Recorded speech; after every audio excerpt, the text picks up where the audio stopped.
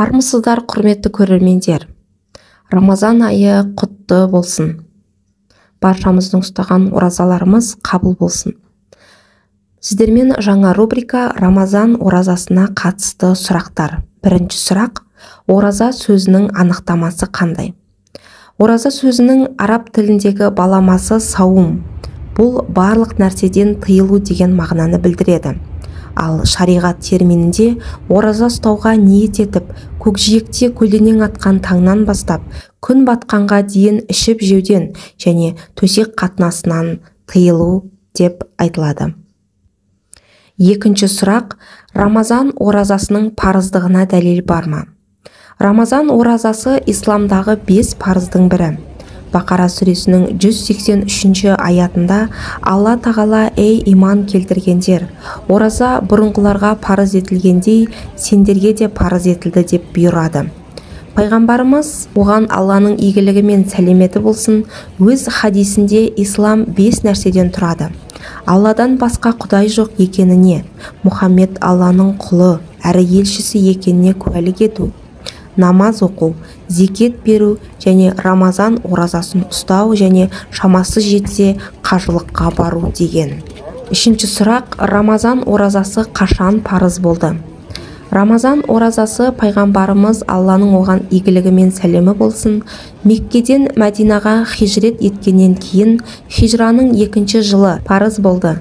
Осы сәттен бастап мұсылмандар Рамазан айында парыз оразаны ұстай бастады.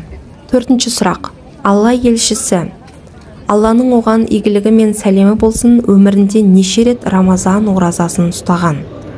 Пайғамбарымыз, Алланың оған игілігі мен сәлемі болсын, өмірінде 9 рет Рамазан оразасын ұстаған.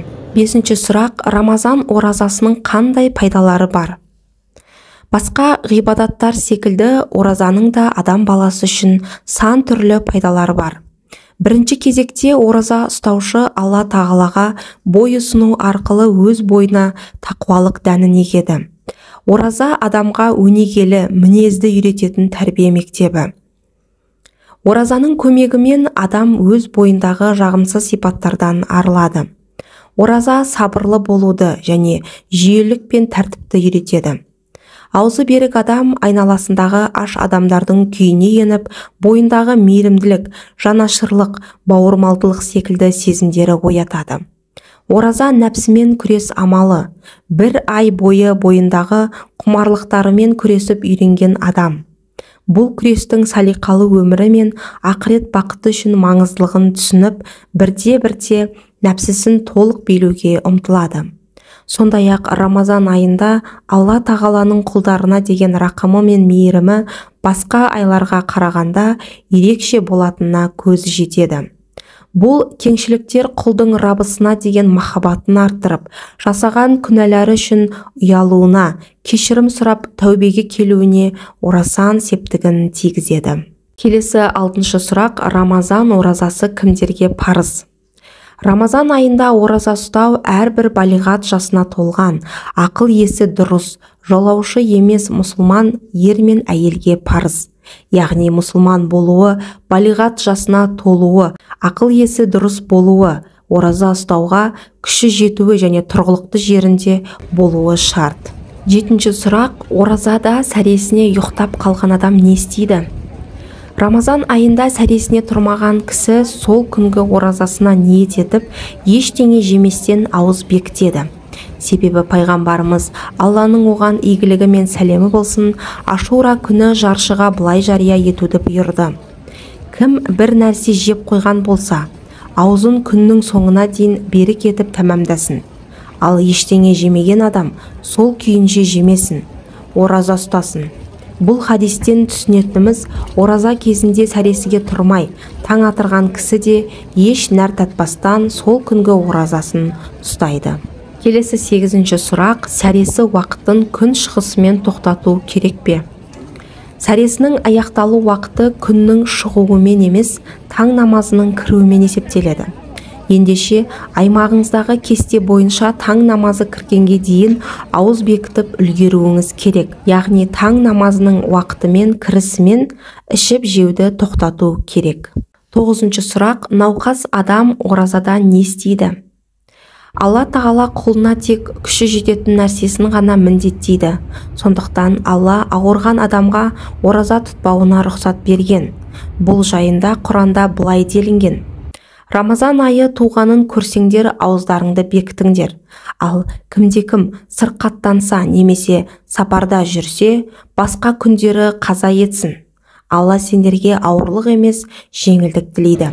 Осы және басқа аяттарды негізге ала отырып, ғалымдарымыз былайша үкім шығарған: науқас кісінің ораза тұтпауы кейде уәжіп, кейде мубах, рұқсат болады.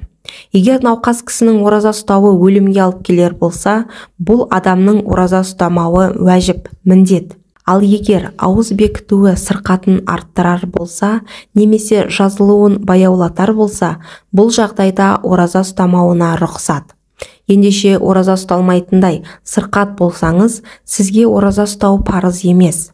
Бірақ науқасыңыздан айығып, ауыз бекітуге шамаңыз келісімен келген жерден жалғастырып ұстап кете беру керек. Рамазан айынан кейін тұтпаған күндеріңіздің қазасын өтейсіз. Бұл кәфарат.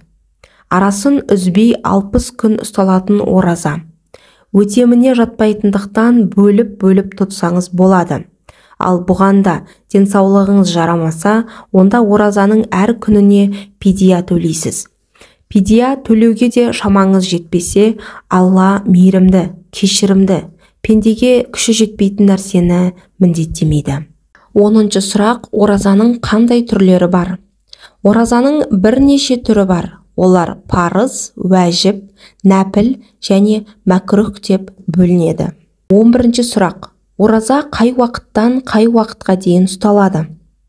Бақара сүресінің 187-ші аятында таң атар сәтте ақ жіп пен қара жіп айыратындай мезгіл болғанға дейін ішіп жеңдір де түнге дейін ораза ұстаңдар делінген.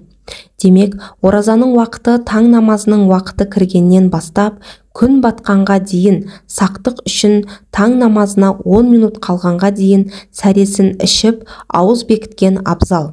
Ақшам намазының уақыты кіргенде ауыз ашады. 12-ші сұрақ. Ауыз ашар алдында қандай дұға оқылады? Аллахым, сен үшін ораза тұттым, саған иман келтірдім, саған тәуекел еттім, және сен нәсіп еткен ризықпен аузымды аштым. Менің өткен және кейінгі күнәларымды кешіре көр. 13-ші сұрақ. Ораза кезінде немен айналысқан жөн? Ораза тек ішіп жеуден тыйылу емес. Мұсылман адам ораза ғибадатын күллі денесімен орындаған абзал. Яғни тілімен өсек айтпау, қолымен біреуге зиян тигізбеу, көзімен бөгде әйелге сұқтанып қарамау. Сондай-ақ құлшылыққа ден қойып, садақа беру, адамдарға жақсылық жасау және Құран оқумен айналысқаны абзал. 13-ші сұрақ. Ауыз ашуға асығуға бола ма? Құдси хадисте менің ең жақсы көретін құлдарым ауыз ашуға асыққандар десе, басқа бір хадисте адамдар ауыз ашуға асыққан сайын жақсылықта болады делінген. Сондықтан ауыз ашуға асығу дінімізде мұстахаб амалға жатады. Имам Шафихи бір сөзінде күннің батқандығы анық білінгеннен кейін ауыз ашуды кешіктіріп, өзінің осы әрекетін абзал көрген адам хадистерге қайшы амал жасағандықтан онысы мәкрух болмақ. Түнде ораза ұстау дұрыс емес, ал кешіктіруді абзал деп ойламаса ағаттығы жоқ деген. Дегенмен ауызашарды кешіктірген адамның оразасы дұрыс саналады. Сонымен қатар ауызашар уақыты кіргенде көлікпен жолда жүрген болса, бір жұтым сумен не бір түйір құрмамен болса да кешіктірмей ашқаны жөн. 14-ші сұрақ. Ауызды немен ашқан дұрыс? Хадисте сендерден кім ауыз ашса құрмамен ашсын. Расында құрма береке. Егер құрма табылмаса, сумен ашсын. Өйткені су таза деп айтылған. 15-ші сұрақ. Рамазан айында төсек қатынасына түсуге бола ма? Рамазан айында ауыз берік болған мезгілде ғана төсек қатынасына түсуге рұқсат жоқ.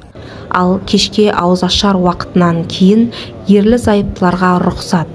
Аузы берік бола тұра, күндіз бұл әрекетке әдейі барған жандар Рамазаннан кейін 60 күн үзбей кәфарат қазасын өтеуі тиіс.